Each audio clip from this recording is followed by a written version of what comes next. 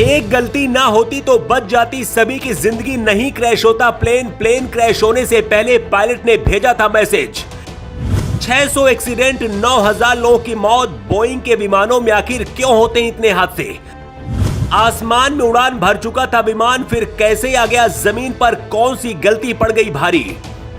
अगर एक गलती ना होती तो सबकी जिंदगी बच जाती। क्या जानबूझकर सभी यात्रियों को मरने के लिए छोड़ दिया गया? अहमदाबाद में प्लेन क्रैश होने से पहले पायलट ने मैसेज भेजा था। उस मैसेज में जो बताया गया था उसने सिस्टम को फिर से बेनकाब कर दिया है। जब इस विमान की सुरक्षा को लेकर पहली कई बार चिंताएं जताई जा चुकी हैं और दुनिया भर में इसे उड़ानों से 3 महीने के लिए रोक भी दिया गया था, तो फिर इसे भारत की बड़ी फ्लाइटों में उड़ान भरने के लिए क्यों इस्तेमाल किया जा रहा था? क्या सिर्फ कुछ लोगों के फायदे के लिए इतने लोगों की जिंदगी को दांव पर लगा दिया गया?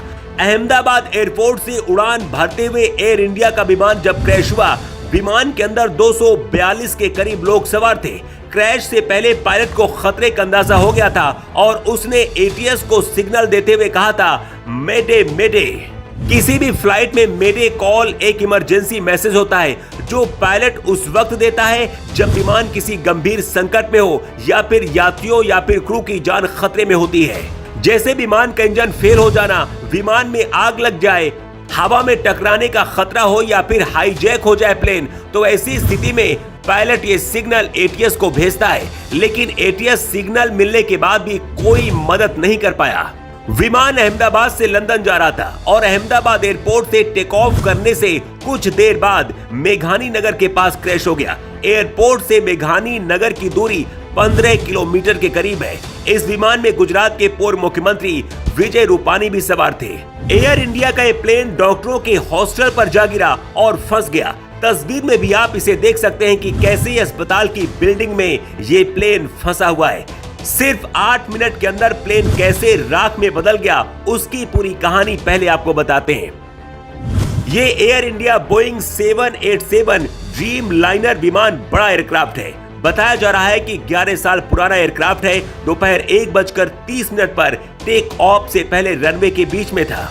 सैटेलाइट इमेज देखने के बाद पता चलता है कि 1:38 पर यह प्लेन रनवे के आखिरी हिस्से पर था। प्लेन टेक ऑफ कर चुका था। प्लेन एयरपोर्ट से करीब 400 फीट ऊपर तक उड़ा। करीब 8 मिनट तक प्लेन का सिग्नल एक्टिव रहा और 1:40 पर प्लेन क्रैश हो गया। एयर इंडिया का जो विमान क्रैश हुआ है 2020 से 2022 के बीच बोइंग 787-8 की मैन्युफैक्चरिंग क्वालिटी पर सवाल उठ चुके हैं। विमान की चौड़ी बॉडी को कई हिस्सों में बनाकर जोड़ा जाता है। इस दौरान रिपोर्ट्स में खुलासा हुआ कि कुछ विमानों में बॉडी के जोड़ ढीले हैं, उनके पैनल्स के बीच गैप रह गए थे और कार्बन फाइबर हिस्से ठीक से फिट नहीं हुए थे। इसके बाद FAA को भी कई बार दखल देना पड़ा और बोइंग को अस्थायी रूप से डिलीवरी रोकनी पड़ी थी।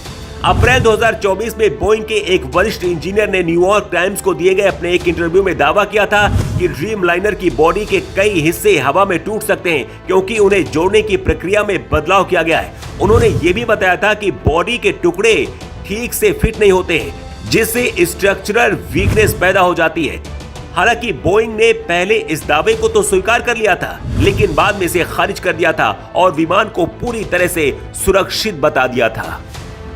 ड्रीम लाइनर 787-8 में पारंपरिक हाइड्रोजन सिस्टम की बजाय इलेक्ट्रिक मोटर्स का अधिक उपयोग किया गया है, जिससे इलेक्ट्रिकल फेल्योर, सॉफ्टवेयर गड़बड़ियां, विंडशील्ड में दरार, इंजन फेल्योर और फ्यूल लीक जैसी घटनाएं सामने आई हैं।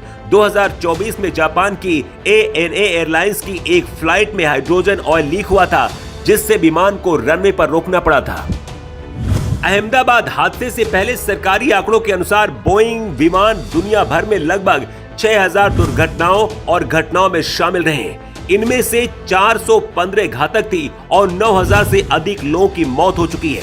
दुनिया भर में फ्लाइट वाले हजारों यात्री विमानों में से कम 4000 से ज्यादा विमान बोइंग 737-800 है। अहमदाबाद में प्लेन क्रैश क्यों हुआ, इसके लिए अंदाजा लगाया जा रहा है फिलहाल कि लैंडिंग गियर ठीक से शायद बंद नहीं हुआ होगा, क्योंकि एक पहिया एक बिल्डिंग में फंसा दिख रहा है, जिसका मतलब है कि प्लेन में बैलेंस प्रॉब्लम की वजह से हादसा हुआ होगा। असली वजह पूरी रिपोर्ट आने के बाद पता चलेगी, लेकिन इस हादसे में 100 से ज्यादा लोगों के मारे जाने की आशंका जताई जा रही है।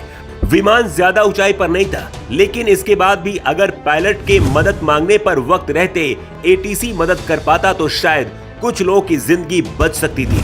वैसे इस हादसे के लिए आप किसे जिम्मेदार मानते हैं? कमेंट बॉक्स पर लिखकर जरूर बताएं।